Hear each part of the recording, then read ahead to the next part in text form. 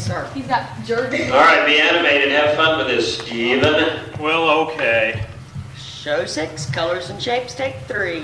In 5, 4, 3.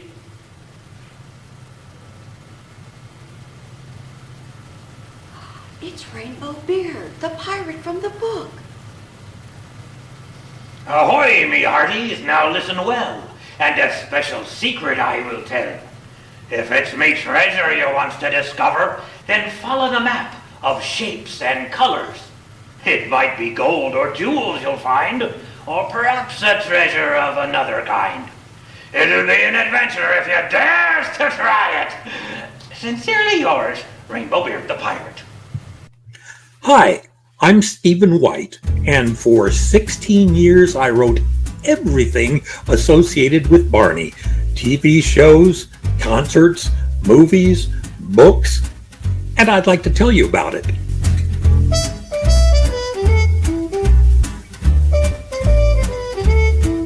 My dad, his name was Donald A. White, and my mother was Joanne Redmond, and then Joanne Redmond White. Both of them very talented artists. My dad especially was also a writer, cartoonist, a great comic mind. Things were funny at our house, and funny was encouraged in our house. Mom was she was moms. I mean, moms are perfect, right? She was a perfect mom, but a very talented artist. She did graphic work early in her career before having kids, mostly laying out ads for department stores. This was all in Indianapolis, as was John Herron Art School. But Mom also would win awards for fine art for painting. My dad won awards also, although his art was always kind of out there and various times abstract and spooky. And when we were very little kids, if we had to go downstairs, there would be all of his creepy paintings looking at us. Couldn't ask for better parents. Being artistic sorts, the rules of the house were loose. Basically, I had 2 brothers and 1 sister, and we were kind of free-range children. I mean, they took good care of us and made sure we were doing the things we were supposed to, but it was a different time then. We were outdoors a lot. We were getting into mischief, and they allowed us a lot of latitude. I was just raised with that kind of hey, let's try something goofy and see if it flies. That was very much encouraged, and same thing true with my siblings. Part of when we grew up, which was the 50s, 60s, television was a fairly recent arrival. Back in my parents' generation, it was everybody had like a radio, and they would gather around the radio, and so I think after World War II. Everybody started having kids and everybody wanted a TV. And so I think this was part of where Brother Steve honed his skills of humor. Whatever was on TV, he would comment on, and his comments were always legitimately funny, and not just to other kids, but to adults. Don White, yeah.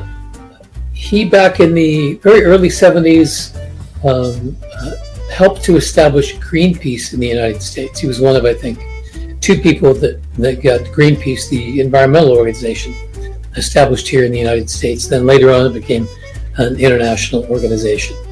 A younger sister, Susan, who was 2 years younger, sadly some years ago we lost her in a traffic accident. But she had 3 great kids, all of whom are adults now with their own families and their own great kids. So much of my sister lives on through the kids. So that's a comfort. My parents met in art school in Indianapolis, John Herron, and their friends were the other students at art school, and various students ended up marrying each other. And so when I was a kid, there's basically 4 families, all of whom were artists who had met in school and remained friends, all having kids about the same time, and we all hung out together a lot. So it was it was the White family, the Millers, the Howards, and the Loves. So it was a very creative environment, and all of the parents were creative. So that was reinforced in the kids. And Jody is just a fabulous professional photographer these days. And her sister Anne, wonderful artist. The whole artistic thing was there pretty much from birth. Yeah, Jody is basically a sister to me. We were basically a blended family. We spent all of our time together growing up, and I was 2 when Steve was born. The families all spent all our free time together. Our parents were friends in art school. We grew up basically as a blended family. Steve is a brother to me, and every bit as much as my own brother and sisters. So I can honestly say that we're family. His humor was so infectious that he always kept us in a state of hilarity.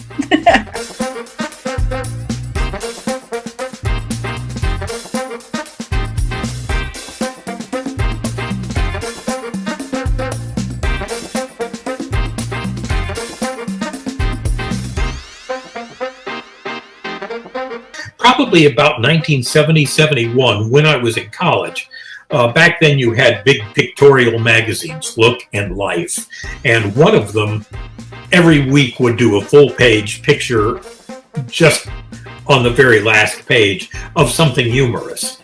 And there was one picture that I saw, which was a line of soldiers standing at attention, but one pair of feet sticking backwards, because the guy had his feet backwards. I thought, that's cool. I wonder if I can do that. And I tried it. Oh, I can do that. And at the time, I was living on a dorm floor, so, that was a big hit with the other dorm guys. At the time, Ripley's Believe It or Not was running a lot of cartoons that weren't that hard to believe. I specifically saw one that said, a hedgehog is neither a hedge nor a hog. I'm harder to believe than that. So I wrote them, and I said, yeah, this is what I do. And they say, okay, send us a picture. And they just basically transcribed the photo. So, Steve, tell us about you.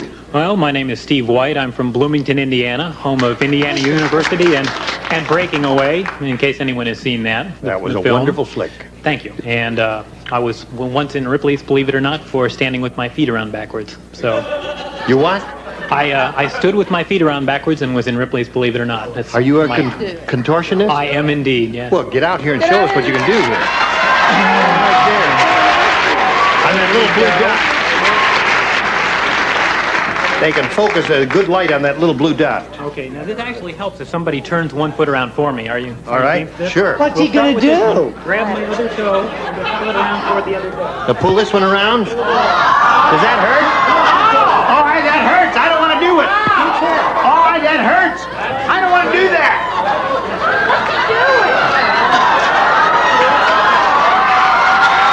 I can't believe that.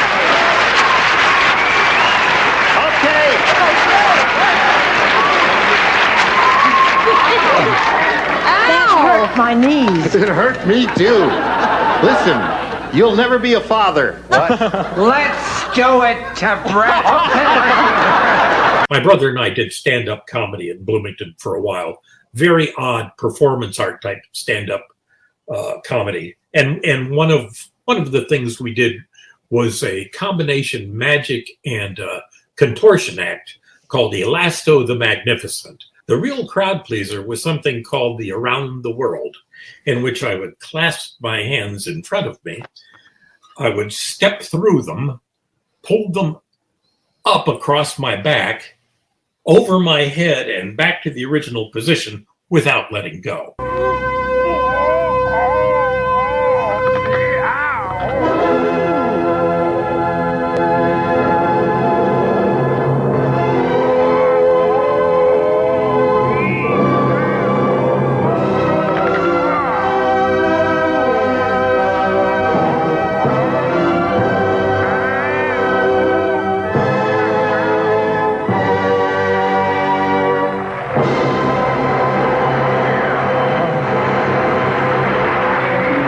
So, of course, it was also dramatically choreographed. There's a reason, though, that my brother and I did not make our names in stand-up comedy, and it's because we were doing things that just freaked people out. But it was fun. You know, it's great to have a new face in here. What did you say your name was again, kid? Name's Wilbur. Oh, well, Wilhelm, you're going to be the new kid in here for a while. You know, I've been the new kid here for the last 49 years, and he's been wearing a little thin on me. Well, old timer, don't go getting your hopes up.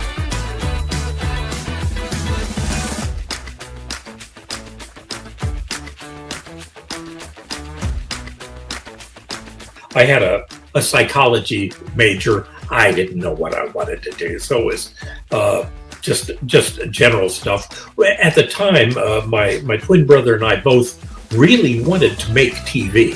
It was a different world then. There was no such thing as personal video of any kind. It just wasn't done. We wanted to take TV courses in college. They had a TV department at Indiana University in Bloomington, which is where we went. But before they would let you get into a class about actually making anything, using a camera, producing anything, you had to get all of these prerequisite courses in broadcast law and broadcast history, and none of it was stuff I cared about. I wanted to make things. I wanted to make funny things. That was the goal, but it never paid off for us to actually get as far as getting into a studio. So the college experience was fun. I don't know that I took anything very useful away from it. We had a number of friends who are still friends who were in the production classes. They did stick with it long enough to get into TV production. And for their tests or projects, they needed something to shoot. They would regularly call my brother and I and say, we got to have a show. You want to put something on while I'm directing? Sure.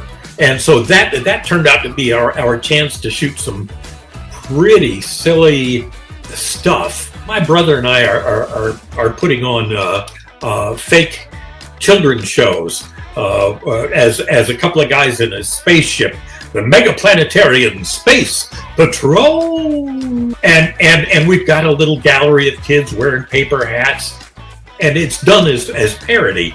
But it was not like the stuff other people were doing in the school, and we didn't know it. But apparently, those videos got passed around a lot in the TV and radio department, which actually led to my getting a job. Some years later, there was a radio station opening in Bloomington, Indiana. It's WBWB Radio. I got a call from them to perhaps write radio commercials for them, and it was kind of out of the blue. The radio station was co-owned by one of the professors from the radio and TV department. There were various other people who said, "Oh, Steve White, yeah, he's the guy. He's in those videos. Oh, he's a funny guy. Yeah, he's who we need." I had no idea anyone had even seen those. That helped get me in the door at that radio station, which turned out to be a great job and a very pivotal in my life, actually. My biggest fan at the radio station was a fellow named Richard Stone, who I didn't know at all, but he was over the moon about me from the first time I met him, which was funny because I'd never written a radio commercial in my life. And when I showed up there, they said, "Can you write radio commercials?" I said, "Can I see one?" And they handed me a script and I read it and go, "Yeah, I can do that." So I met Richard Stone. He was the production manager. He had an on-air shift, but also would record the spots. And I thought, oh, okay, this guy likes me, so I can get help from him. At the point somebody suggested that, he says, "This is Steve White. He doesn't need any help." Oh, great. I'm going to be allowed to fail all by myself. We ended up working together and being best friends. Rich Stone was besides a very funny guy, he was a very talented musical composer. And he eventually went to Hollywood, worked on music for movies, and eventually joined Warner Brothers to do all of their cartoon series, Animaniacs, Pinky and the Brain. He genuinely did collect a whole bunch of Emmy Awards. I think he had 7 Emmy Awards on his mantle. So you kind of like that when you get there. The glare from his talent. So he was a very talented guy, and I'm afraid we lost him some years ago. But I'm really glad that his work is still out there. He opened that door, and so I started doing really a lot of funny, silly, creative commercials, and Rich did a great job recording them. He would bring me in, we would do voices together. I've done silly voices ever since I could speak, but we worked together for several years. We then mutually left the radio station and opened our own radio ad agency. That failed spectacularly. When I graduated from college, I had been living in Bloomington, Indiana. It's like, oh, okay, I've finished college. What next? Shall I get a real job?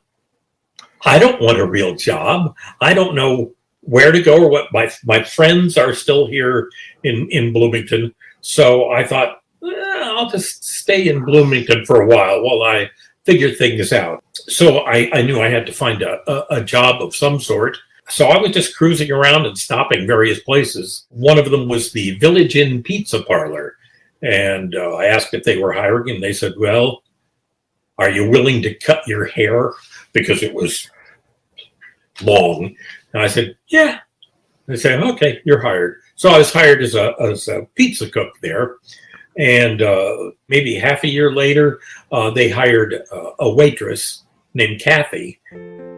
Eventually became my wife. I was in love with her way before she was in love with me. And I had never even dated anyone. That was a learning time for me. Plus, at the time, she was married but separated. That's a big jump to go from never dating to I think I'm in love with a married woman. We eventually figured things out. I mean, she got divorced, lived together for I don't know how many years before getting married.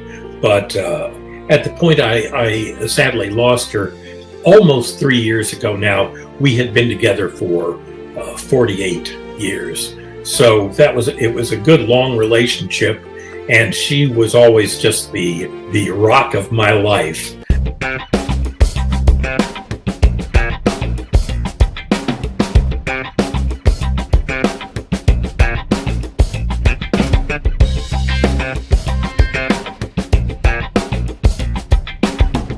We first moved to Dallas, Texas, which would be theoretically a better market for somebody with radio skills, the kind of skills that I had. Nobody wanted to hire me.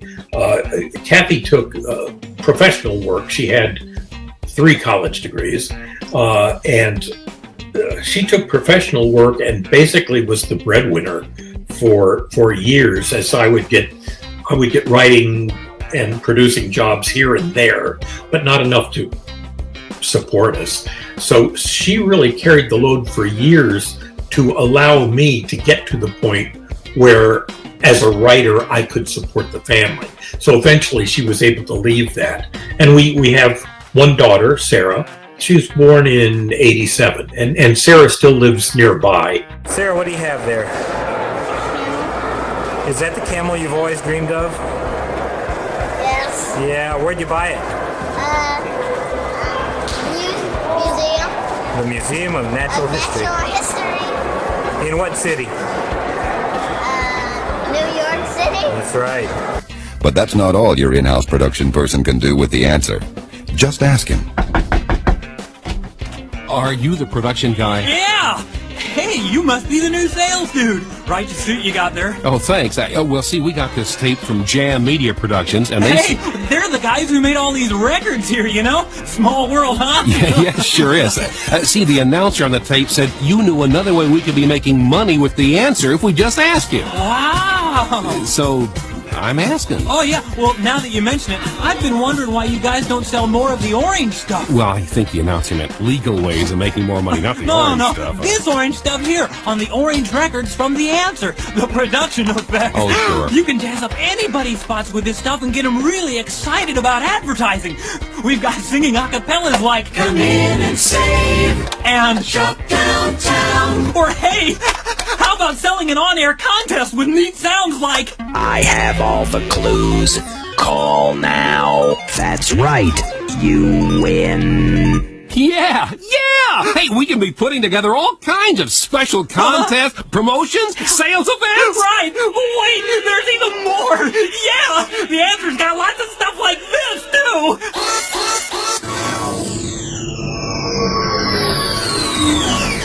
What? How do we sell that? I don't know, but isn't it just great?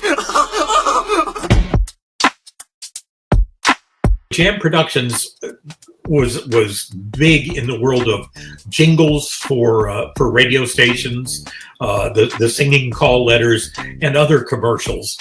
And they also did sound effects and stock music, which they would sell to radio stations. So this was a regular call from Jam Productions to our production guys to see, do you want to buy some more music or sound effects? While this guy was on hold, he heard one of the commercials I had done. When somebody finally picked up to speak to Mark Holland, he was laughing his ass off.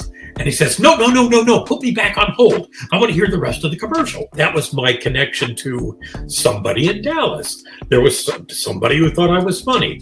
So at the point that I did move to Dallas and no agency wanted to touch me, but Jam Productions, they already liked me. And so they said, yeah, we'll give you some freelance work writing Air Force recruitment ads for us, because they did those on a regular basis. And that at least got me enough cred that I was writing and producing some commercials in Dallas, which then allowed me finally to get some freelance work with one ad agency in Dallas, which was Lorock and Associates. Very, very nice guys. It was run by a gentleman named Bill Farmer. So I was doing funny radio commercials, but at one point they got one of their clients was Chuck E. Cheese Showbiz Pizza. Hi there. I just got an idea how to make Chuck E. Cheese's better than ever. Brand new pizza. Genius if I do say so myself. Popping with new natural toppings. All with lots of sauces and plenty of cheese. So while you're having fun rolling and winning, jumping and spinning, and laughing and grinning, we're in the kitchen making the best pizza in town. Chuck E. Cheese's is better than ever. Thank you, thank you, thank you. And they got a call asking, we need a writer for the robot shows in the stores. And do you have anybody on staff there? Is that a service you can provide? And so Bill thought, that sounds like a Steve thing. And so very nicely, he made that connection for me. I didn't have to run it through the agency or anything. They weren't collecting anything. They just helping out a newbie. And that gave me a chance to meet a lot of people, including Bob West, who was two of the characters of the robot characters. We had Jasper T. Jowls, the man joke looking dog, and Pasquale, the Italian pizza cook. Then we had Chunky Cheese, female chicken, and then Munch, who was kind of a big cookie monster type. Those shows were fun because we would do parodies of popular songs. We would write original songs. I would be writing vaudeville jokes basically for robots. That was a fun gig that lasted for some years, and it did not this would still be in the phase of my career that, okay, now I'm making some money, but not enough for Kathy to leave the job that she really didn't like. She was working in government for the city of Dallas at that point, and it was all bureaucracy and politics, and nobody should have to do that every day. I'm sorry, hon. So the Chuck E. Cheese thing was a lot of fun, and of course everything back then was analog tape. There's no digital anything. So the production sessions were pretty epic. All of the music was done with studio musicians. The songs were arranged by David Wolf, who later did some music for Barney, and again, a great guy to work with. So we would have to record the music tracks one at a time, get those mixed, and bring the voice talents in, get their stuff down, and then add all of the sound effects. And all of that was a lot harder to do back before digital. So we would be working until the middle of the night. But the shows were fun and funny and appreciated. So we did that for some years. As I say, since we would do about 4 a year, there would be time between the various shows. And so when we would get back together, making small talk with Bob West at one of these things. Well, what have you been up to, Bob? Well, I made these 3 videos for some school teacher moms. A dinosaur. I said, huh, interesting. Is that going to go anywhere? And he says, yeah. And that turned out to be wrong. I sent a letter of introduction to Cheryl Leach, just letting her know, hey, if you need more help, here I am. And that got no answer. So it was some months, maybe a year even later, that I saw an article in the paper that Barney had been picked up by PBS for a series. And I thought, well, that ship sailed without me. But I was subsequently contacted by Cheryl, and at the time, Dennis DeShazer and Kathy Parker were co-producers with her. But she had remembered my letter. Actually, she mostly remembered it because at the time my stationery had a cute little cartoon of a man inside a bottle using his stick to build a ship model outside of the bottle instead of the other way around. That was a cartoon drawn by my dad, who was always drawing cartoons.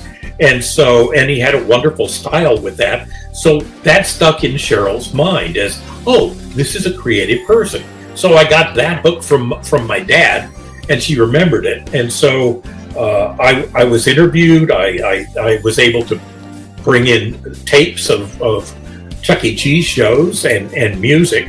And Bob West put in a good word for me. So they interviewed, I want to say, 32 writers, and only ended up hiring 2, myself and Mark Bernthal. So we were all they had. We didn't know at the time 2 was not realistic. So we just did it anyway. Some years later, as Barney is succeeding, I went fishing for a compliment. And I asked Cheryl, I said, now, you interviewed all those people, but you only chose Mark and I. Why was that? And she said, you're the only 2 who didn't ask what it paid. Oh, no! What is it? I like to think that it's our open hearts and interest in the project that then later informed Barney. Our purity, our innocence, our naivete, they all helped make Barney the nice, guileless character he was. I really prefer thinking of it that way rather than that we were just suckers. Barney comes to play with us whenever we may need him. Barney can be your friend too if you just make believe him. Here we go, gang. In 5, 4, 3, 2. Now there's a concept. All right, I'm fine, Mr. West. And yourself? Alrighty, fine. That's right. Wonder if we'll be hearing from the Wallace Beery estate over there. Probably. What a great job. And just a lot of fun people to work with. So that was the leapfrog then from Chuck E. Cheese to Barney. It's Rainbow Beard, the pirate from the book. Ah, ahoy, me hearties! Now listen well, and a special secret I will tell. If it's me treasure you wants to discover, then follow the map of shapes and colors. It might be gold or jewels you'll find, or perhaps a treasure of another kind. It'll be an adventure if you dare to try it. Sincerely yours, Rainbow Beard the Pirate. Hey, look, there's the map. Why didn't that guy get his own show? There be phlegm in my coffee. That was great fun for me, of course, because at the time, this was, still the first season, and we all kind of had the feeling like, hey, I've got a barn, let's put on a show. When I suggested the pirate thing, well, we don't have an actor. I'll do it. I've still got the bottle that Rainbow Beard came out of, which I had purchased maybe 3 weeks earlier at a garage sale. It's a Chianti bottle with a leather map on it. And so just the fact that it was sitting in my office, I thought, yeah, okay, a pirate spirit could come out of that like Aladdin's lamp. I could be the pirate. We had to work very quickly. So an idea had to be pretty bad to be thrown out. we didn't have time to. Okay, here I brought in a list of 10 ideas.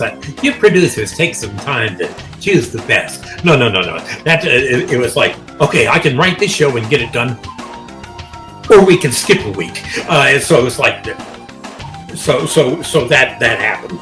Then when I shot that one little speech, which I will go to my grave remembering, I actually wanted to approach the character in a slightly more mild way. And director Jim Rowley was saying, no, really punch that laugh. And I still think I was probably the most terrifying thing in season 1 of Barney. Good morning, it's Uncle Jeff. Har. He's such a humorous, funny, silly friend. I just enjoy collaborating with him. He's just he's one of those geniuses out there, that is a creative genius.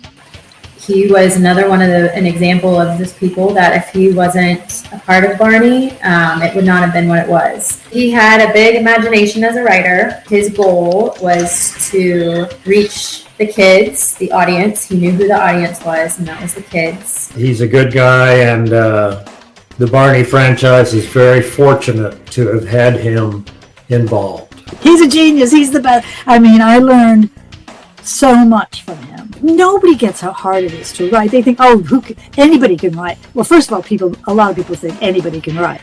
It's like people also think, how hard is it to be a puppeteer? You just waggle a dolly. That's actually a direct quote from somebody. Wacky, just funny, always able to always quick with a comeback. We had so much fun, really did. We then wrote Mark Bernthal into an episode as Mr. Delivery Man, but he had to actually exchange dialogue with people and hit his mark, and what he did was way harder than what I did, but was also funny because Mark started sweating so much during his shoot that the body microphone started shocking him. And being a good and close friend, standing just off camera, I'm laughing my rear end off because it's important to be supportive. Special delivery! Very special delivery! Well, hello, and hello to you, ma'am. I'm Mr. Delivery Man, and I have a very special delivery right here. It's for, let me see here. Yes, it's for Barney the Dinosaur. Is he here? What a dream come true for a writer to be able to write these stories and whimsical things and then actually be able to go and see it coming to life with real people and real dinosaurs. It's amazing how many good people were pulled together for the project and how compatibly we all worked together. There was a shared vision. I'll give a lot of credit to the original producers for that. It was understood that we were doing this for the kids and really wanted to make something good for them. We were being told, this can't be done in Texas. You guys don't have the experience. You guys don't have the talent. You guys don't have the technical equipment. And so pretty much all of us were set out to prove, oh, yeah, we can do this. That was a nice unifying factor. But everybody was so good and on the same team. There's so many critical positions that had to work for any of it to work. And just kind of a miracle that so many pieces came together so well. Ladies and gentlemen, let's all use our imaginations and welcome Barney.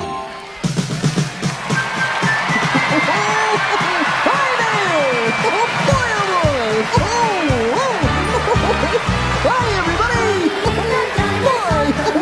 Boy, this is great!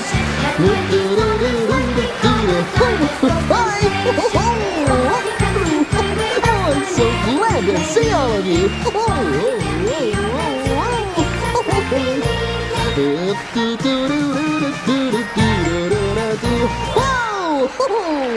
Hi, everybody!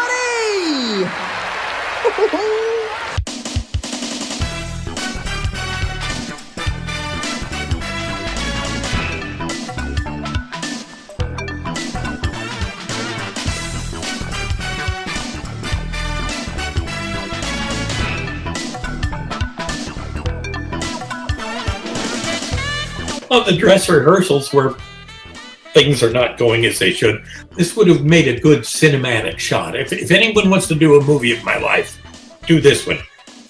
The very top row, third tier of Radio City Music Hall. I'm in the middle, curled up in a fetal ball in a chair, horrified because we're about to open and this is not going to work. And then from that high vantage point, I can see this massive hole with no safety devices, and here comes Barney and the kids dancing straight for the hole. And I'm thinking, I'm going to kill them all. I told them to dance in the script. They're just going to mark one by one. They're Ryder kills 7. I was terrified. And fortunately, everyone survived. I'm glad. I still put that on my resume. You know, I write video, audio, live productions. Everyone has survived. I want to be fair. Elephants smell like elephants smell. So the elephants' holding area had a rich aroma that stays with me to this day. It was all very surreal to me because here I'm a kid from Indiana. Then I'd been in Texas for quite a while, working in this spot in my house in Plano, which is a suburb. I wasn't used to big cities at all, let alone New York and all of the craziness. How do we get from here to there? Do we drive? No, you flag down a taxi. How does that work? I mean, I'm lost. So yeah, I tried to shoot a lot of it for myself and also to share with Kathy and Sarah. Tell us about it. Fun. Tell us about the show. Good. Tell us about the party. Good. Tell us about the walk home. Bad. Tell us about the chocolate on the pillows when we got here. Extra good. Tell us about your very own bed. Extra, extra, extra, excellent. And your very own TV. Extra, extra, extra, excellent. Cool. At that time, particularly when you're around Steve, you feel challenged to just come up with stuff on the spot because Steve was so brilliant and fast on his feet. I mean, mentally. When we were doing pre-production and production in Radio City, we'd spend the day together. I mean, we'd get up in the hotel and we'd go down to the coffee shop where they shot Seinfeld and stuff like that. And we'd spend all day.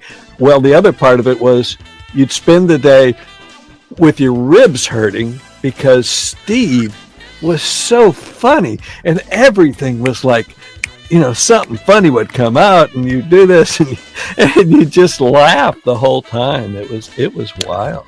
We're not on Barney. Don't ignore him. I actually do love that the experience was joy and terror and color and music and elephant smells and other craziness. What a rush. Don't know if I've been more alive than those few weeks any other time in my life. That you ever did see. And the nest on the branch, and the branch on the tree, and the tree in the hole, and the hole in the ground, and the green grass grows all around, and the green grass grows all around, and the green grass grows all around, and the green grass grows all around. Oh, is everyone having a good time? Oh, that's great! I was writing Barney as the perfect father I would like to be. His character incorporated a lot of my own silliness and playfulness with my daughter. So that all was a very natural fit. At the point that Barney actually turned into something, then it was more impressive for Kathy and Sarah. It was fun for them at the point what I was working on was well enough known that people would go, oh. Although usually it was, oh, somebody writes that? He worked very hard to imbue the Barney character with kindness and humor. These are some interesting times these days, and I like to think that his teachings that were taught through Barney might be kind of help cooler heads to prevail in these very unusual times. So he did that, and has many wonderful things that he's accomplished over his very, very long environmental career. Once I came up with the idea to wrap the sponge around the bar and nod my head up and down, I remember Steven coming up to me and goes, oh my God, you just took the keys off my typewriter. I've got free reign. I can write whatever I want to now. So that was kind of like our relationship, the bonding that we had. There's certain writers who, when they're writing, you have to follow the script to try to figure out where they're going with it. And of course, in children's television, some things are pretty like on point, and of course our show is for 2-year-olds. And when you watch a lot of the shows now, everything's like on point. They're like drilling it in. But the great thing about Steven is like, you can imagine a tree. It's like you've got the trunk of the tree, which is what we're selling. That's what's the point, right? The message. And then he goes off into these branches, and then these branches have these leaves. And so you're having this whole show where Barney goes on this adventure with the kids, and everything's still based around that trunk of the tree, and yet then you get to the roots of the tree, and we're going in deeper, and people are like not really knowing what's going on, but yet the kids are like, yeah. And you can imagine a kid watching it on television going, wow, I didn't know I was going to go, woo. And then you see the branches of the tree, and then the leaves, and then you come back to the very center of the trunk of the tree, and then it's, I love you, you love, and it's like, that's genius right there. When Mark and I were hired, we were told that's what we would be doing. Oh, it's just song after song after song, and you just need to write something to go in between. The famous quote I got from Kathy Parker was, it's just a carnival of segues. And Mark and I still love that phrase, a carnival of segues. That would never have worked. That was another song. Yuck, yuck, yuck. You can't build a series around that. You really need more. You need story. You need a beginning, middle, and end. So those are elements that I like to think Mark and I brought to the party.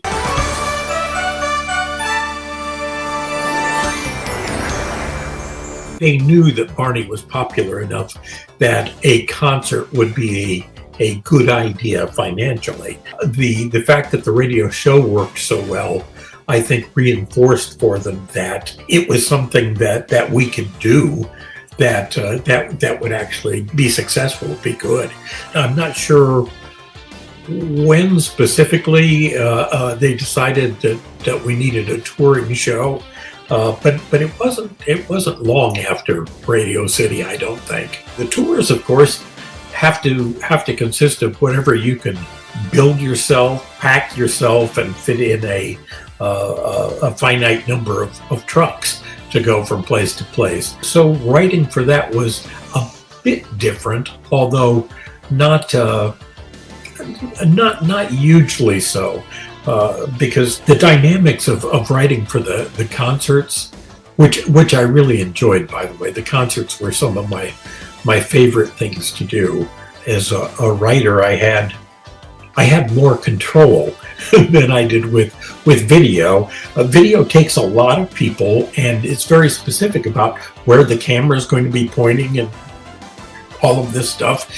With a concert, it has to be kind of baked into the show where an audience member's attention is going to be drawn. So in that way, the script kind of has the direction built in.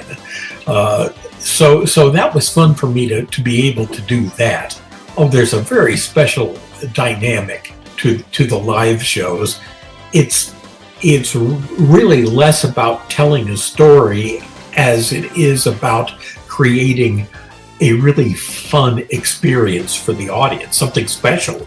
I mean, it's live, it's there, it's real. So that was a fun thing for me to work with. As you can see, he's made a lot of toys. Indeed! And he invents them all himself. That's right! He plays with them and they make lots of noise. And then he sets them back on the shelf.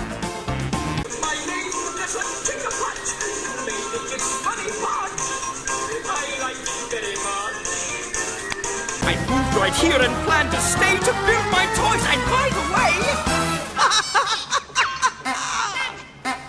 these toys are great and so much fun to touch.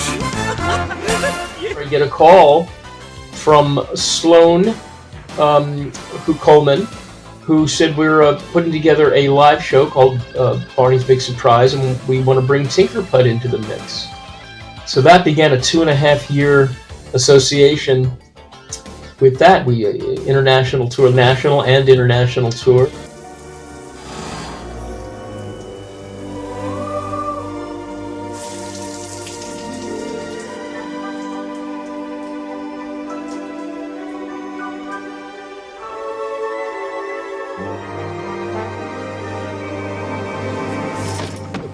Whoa! Towel, please.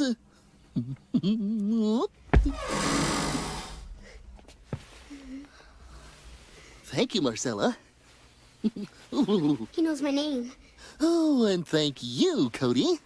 It's so nice to have a shower after a long car trip. It was originally announced there was going to be a movie, and the producers tagged me to write it. That was an extended affair to get a contract put together. I had to have a lawyer, and so there were all kinds of negotiations there.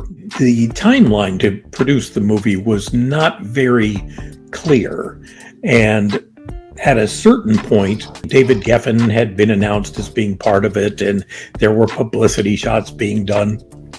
Well, at some point, the deal fell through. I was not informed of that. I had been taken off writing any other Barney projects, so I was available for the movie. Being a freelancer, I was not earning a dime, but it's like, oh, okay, but we're going to get going on this movie. They did not tell me there was no movie, so I think it took them over a year to put together another deal. At which point it was shared with me. Yeah, it all went away, but you were ready the whole time. Yeah, that was annoying on the face of it. But once we finally had a deal, when it was time to write the script, I always kind of approach these things the same way, in that I mostly want to do it myself. Try to put together as much stuff in my head as I can, and I inelegantly refer to the process as composting. So it's just churning in there and bubbling and whatever, and then I let my subconscious kind of toss stuff my way. And we had a creative meeting in California because it seemed like, well, that's where it should happen. Ideas were being tossed around, and I mostly smiled politely during those ideas, but because I'd like to have more time for it to gel. My goal in those meetings was to kind of identify the things that make for a strong family movie, the elements, not specifically what we were going to do, but the things we wanted to achieve. Dennis and Cheryl both liked all of those things. They agreed that this is what we're shooting for. That was kind of it for that meeting. On the jet ride back home to Texas, I'm looking out the window with the clouds, and that's the point where I'm, just looking at sky and thinking, okay, how cool if, like a little meteor is coming down and it's an egg and lands someplace, and then the rest of the chase ensues. And it's like, okay, I got it.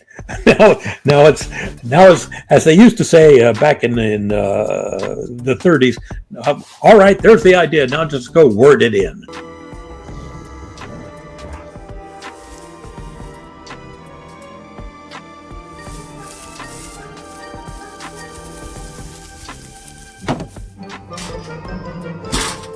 By the time the jet landed, I was already pretty comfortable with the idea that, okay, we've got a space egg. It's fun. It gets away. We chase it, and big finish will be the egg hatching, and a very cute little alien bird then needs to be brought back together with its mother, because that's the whole parent and child relationship is central to what Barney does.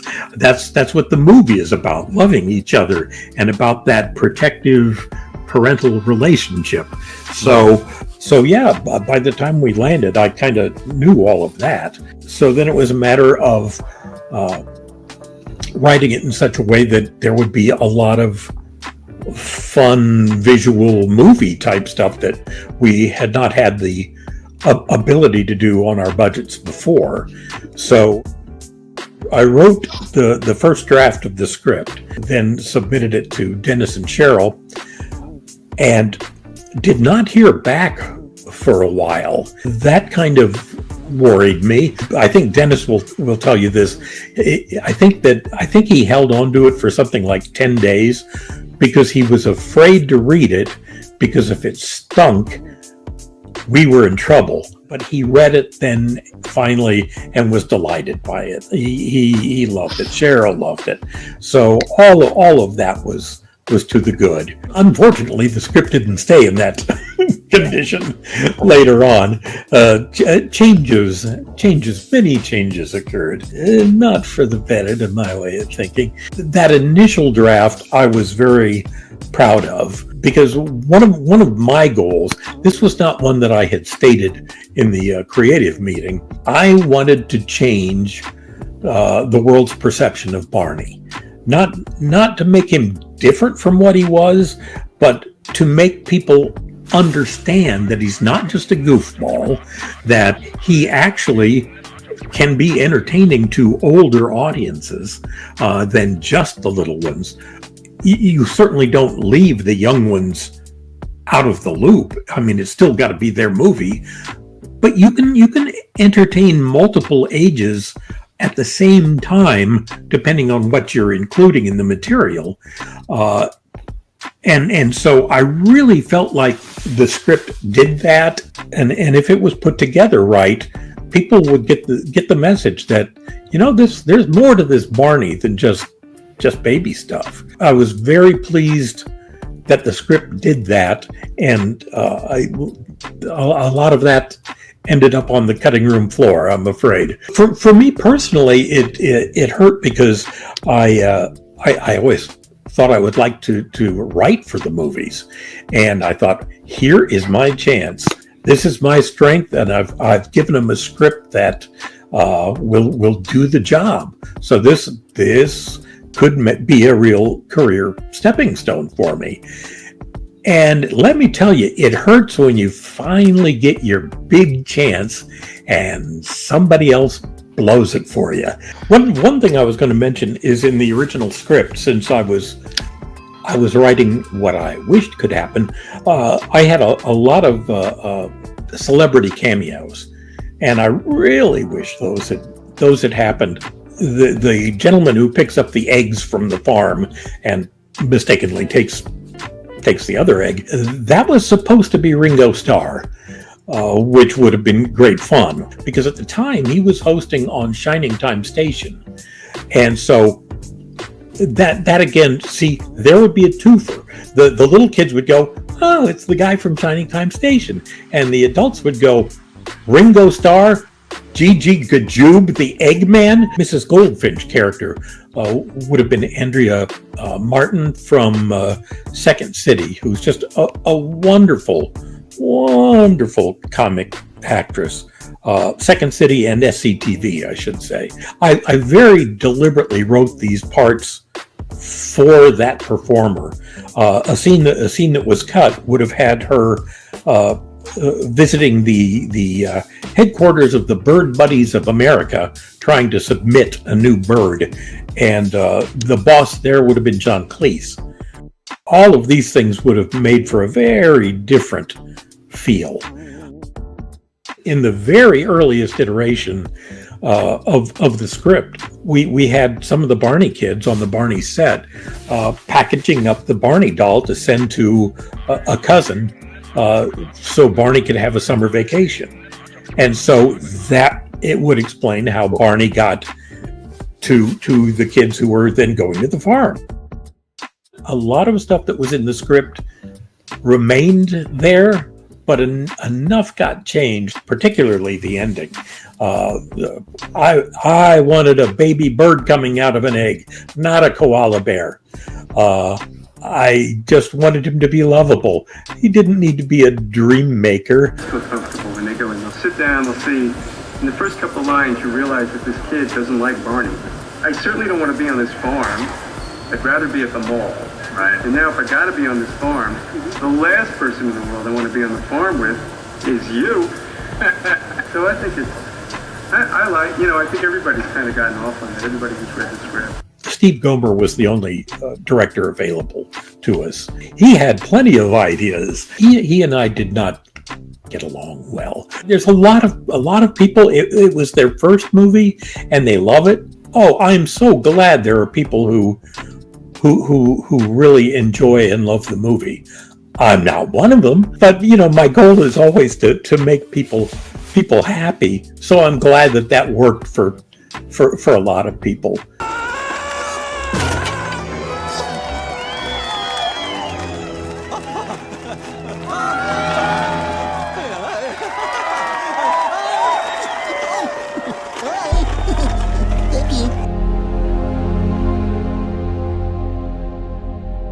Point that Cheryl left the franchise, she had not been intimately involved with the day-to-day creative for some time. She was she was absolutely instrumental in creating the character, getting everything going, and getting us pointed in the correct direction.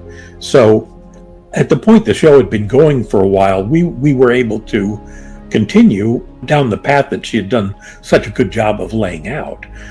So it didn't make a huge difference when she wasn't there. Over time, the more change in personnel there was, the hazier the institutional memory got of how did we get here? What are we doing? Some of us remembered, the new folks didn't, and you almost had to have had the experience or be open to learning about the experience to understand what we needed to be doing. And so that I'm afraid is the thread that got lost.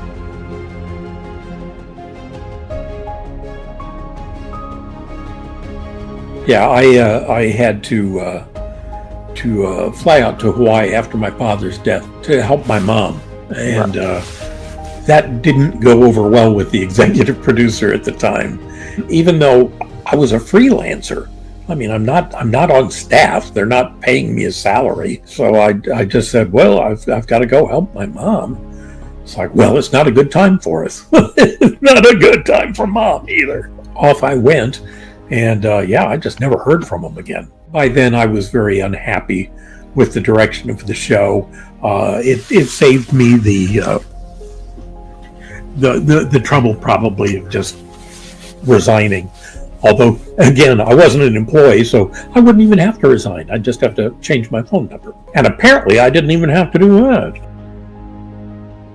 I did not form a close personal bond with the new executive producer, and so I don't think I was much missed in that regard. Oh, the experience of working on it, and all of the positive feedback, even now from kids who grew up with the show. I am so lucky to have been part of that. I thought it was a little odd because Steve's sense of humor always kind of tended towards the very dark. And so for him to write children's stuff, which he was very good at, he was great at it. I had no idea he had this in him. One of the many things I always loved about Steve White is that not only was he a very talented writer, but he had been there with Barney from the beginning. He really understood the character. He understood what we were trying to accomplish. He knew what had been tried in the past, and so he had learned from those things, and he knew how to do it better in the future. He was constantly growing as an artist, and as he grew as an artist, then the show improved. The other thing I always loved about Steve is his sense of humor. And he'll be the first one to tell you that sometimes it's a little weird, but it's a great sense of humor. He was constantly, adding a little bit of that humor to the show.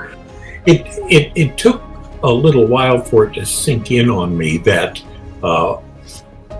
after 16 years, it really was over between me and the company. I won't say between me and Barney.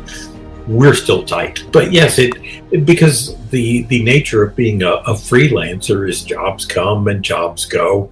With Barney, I was always a freelancer, although a busy one for many years. But an assignment would come up, and then you'd go through a bit of a fallow period, and then another one. So it's not like turning off a light where I knew immediately, hey, this isn't working anymore.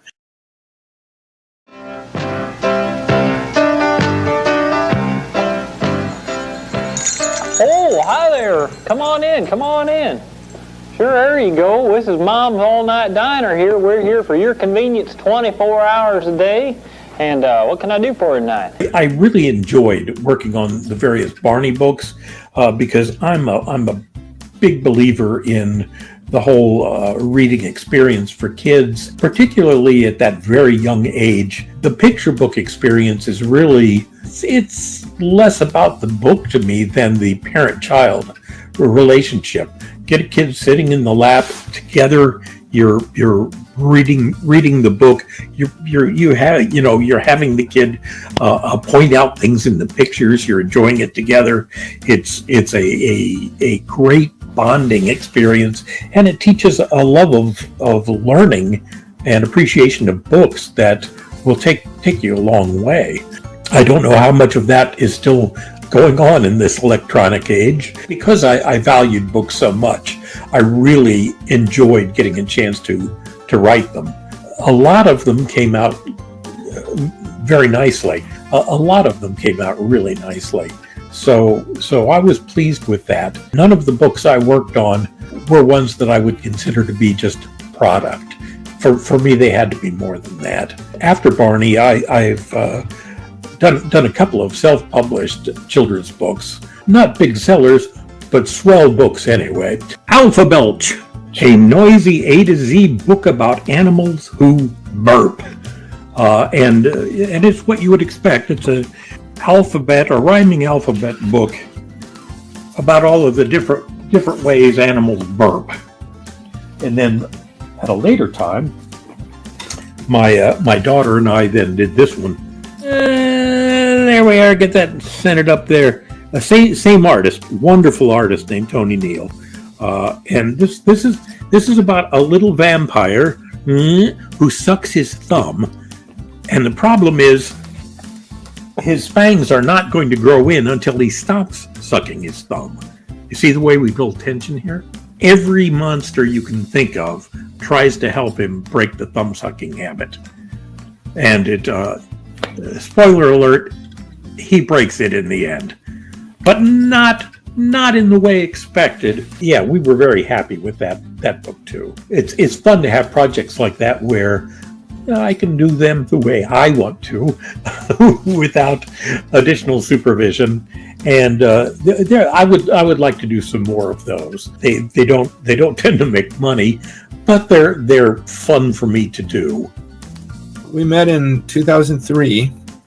That's when we started working on The Ninth Wonder, his screenplay.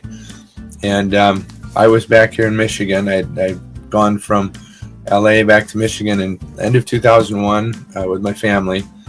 We had 5 kids out in LA, and so that was a little tough to keep everybody in line and all the rest. They're a little yet, But so we just felt God was showing us, get back ways we were able to do remote work by then. I got a call from my agent who said, hey, there's this guy in Texas. I think he was in Texas at the time, Plano. And he wanted to talk about this job. And so we got together and went ahead and worked on that Ninth Wonder in 2003. So, yeah. After all, I'm Mr. Delivery Man. In the days that I was working on Barney, there was so much going on at any given time. I kept a diary of everything just so I could go back and look, wait, where did this come from? Who was involved? What? So I've got, I don't know, 1,200, 1,500 pages of memories, which most of which would not appeal to people. They were not written down in any kind of literary form.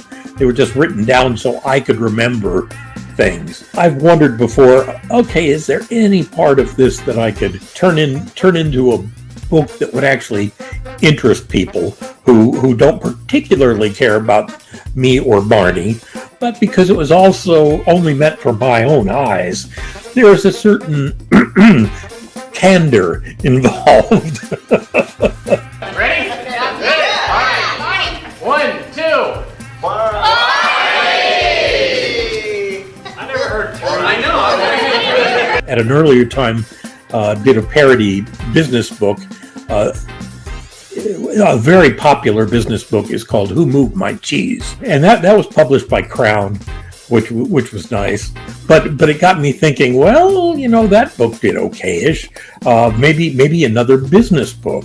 And I thought, well, how about maybe a book showing mistakes you don't want to make in your business, and then I would cite things that were done on the Barney franchise. Here in Plano, we've got a little museum for the Texas Interurban Electric Railway, and we have one car that's been restored, and you can tour it. And then there's a small museum that used to be the train station in Plano.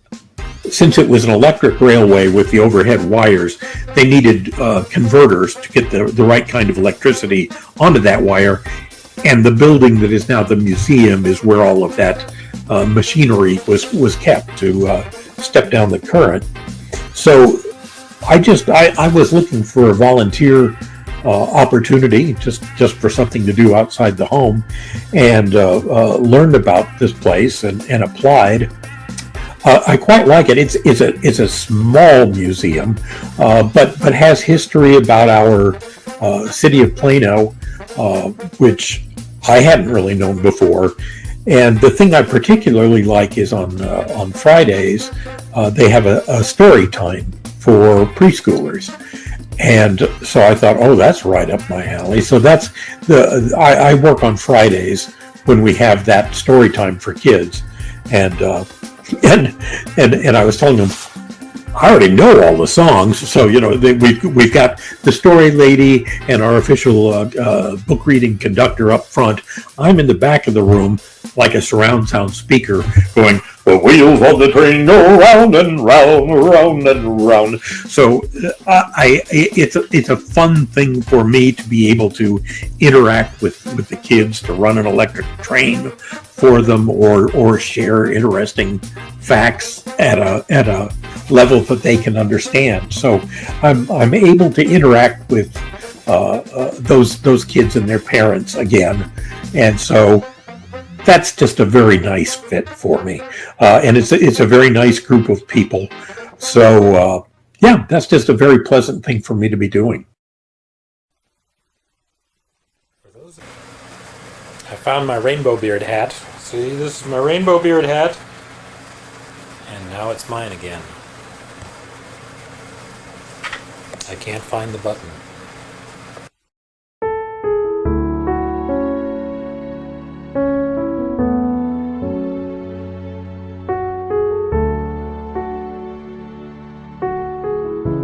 My mom, Joanne White, just a delightful woman. She was an artist. Met my dad in art school, John Herron Art School in Indianapolis, and most of our family friends were also students at John Herron. So we were all in the same area in Indianapolis and kind of grew up together. Mom was supremely patient. There were 4 kids. 3 boys, 1 girl, and we were a handful. We were always up to one kind of a mischief or another, and Mom dealt with it so patiently. And she herself, of course, was a very creative person, very intelligent, very witty. It was a household with a lot of laughter. Both my dad and Mom, funny people, and so there was a lot of that.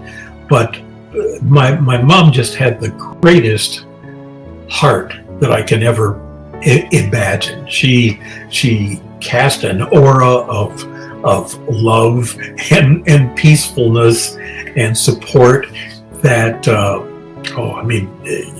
it meant the world to me. So best mom ever, I'll say. Other people get their own votes, but I'm voting for my mom for best mom ever. Very creative, very funny. He was again an artist. He would be always sketching cartoons.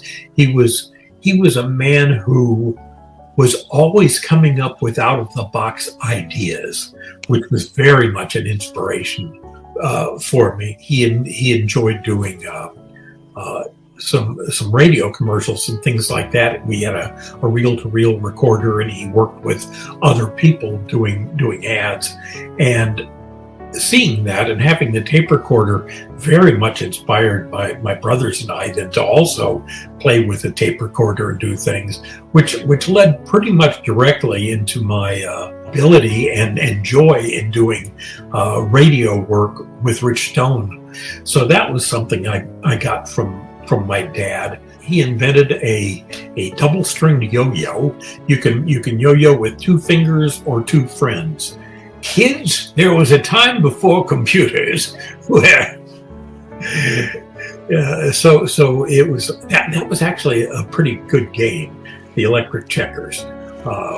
If you didn't mind using checkers with copper tubes on the bottom of them to stick in holes, as did his company Stupid Stationery, which had those stationery products with cartoons, and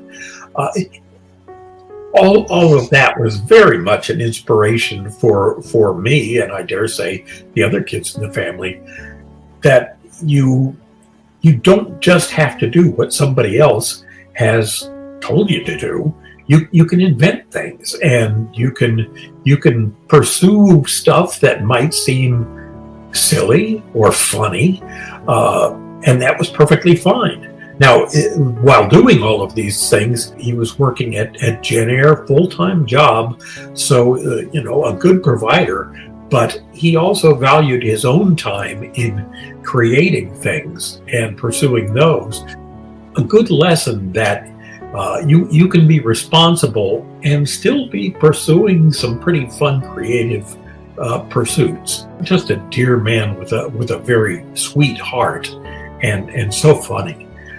So I could not possibly have had better parents. And considering the parents I had, I could not possibly have turned out any other way than what I have.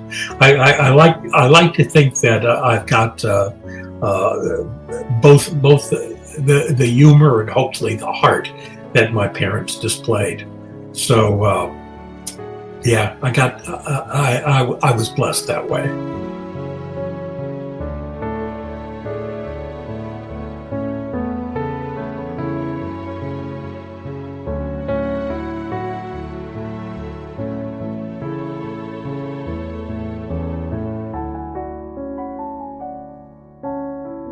I miss her so much. My days are still centered around her. We made such a perfect team in our relationship, saw ourselves as absolute equals.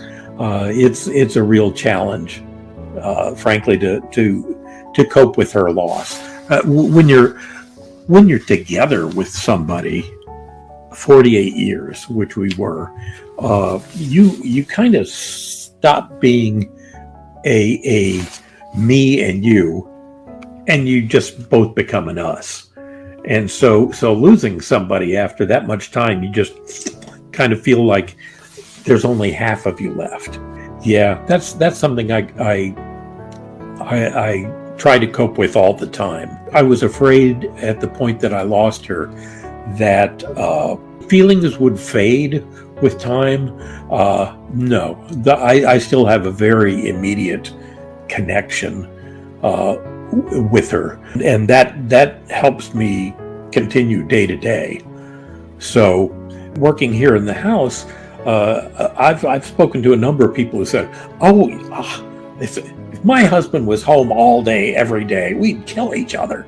No, we enjoyed being with each other. All I can say is 48 years wasn't nearly enough. I don't know how much of a life lesson that is, but it's meant a lot to me. But oh my goodness, I miss this woman.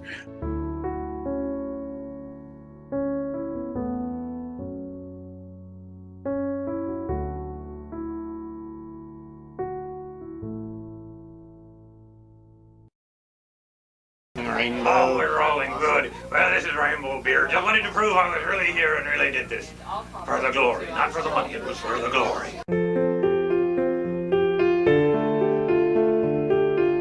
Legacy is humor. One of the funniest and smartest writers I've ever known in my life. And whatever he wrote or produced was first rate every single time. And he wrote so many things. And I can't even tell you what his legacy is going to be, except that it's going to be his humor.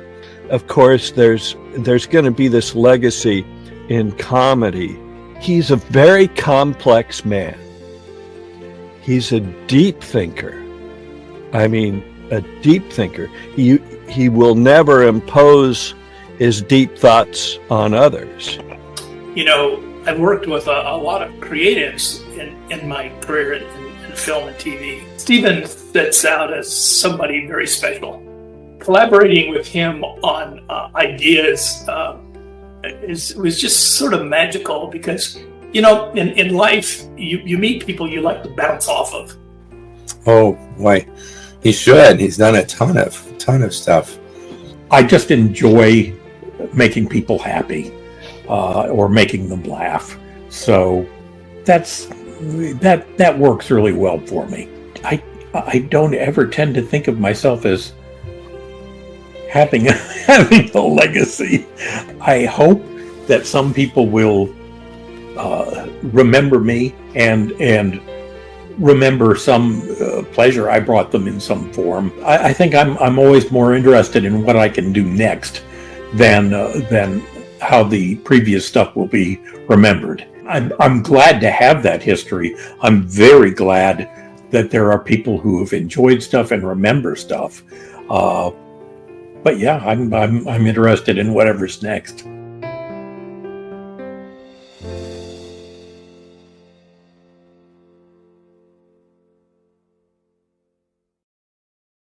Well, it's amazing you say 72 years and you still look so young and so healthy and, you know, like you could run a marathon and not break a sweat. That's astonishing how you said all of that with a straight face. That is a skill, and remind me to never play poker with you.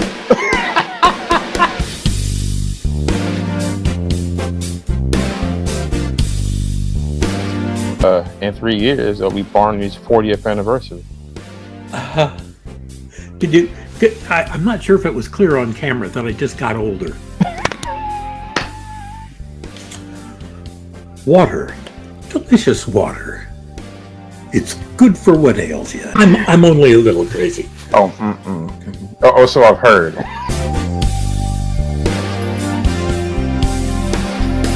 Look into his eyes.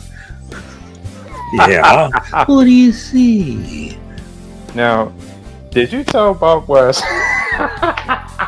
Okay, I'm not nervous now.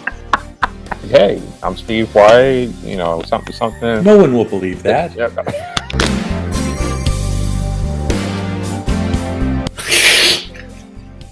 Then I have a twin brother. Yes.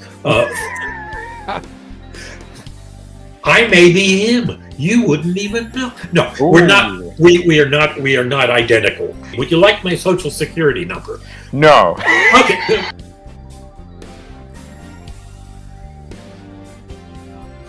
Long John, you can always tell his ship because it's got the red underwear flying from the mast. His Long Johns are known all over the world. No.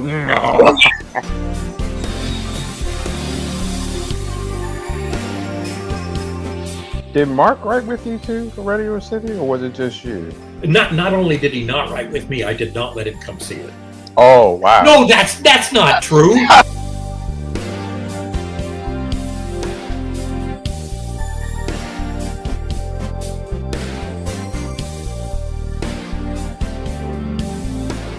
Hey, there you are. There you are. There you are. Oh, the good old days back on this ship. There's me bottle. This was my home for a long, long time. But fortunately, Barney and the kids got me out of there and had a wonderful adventure.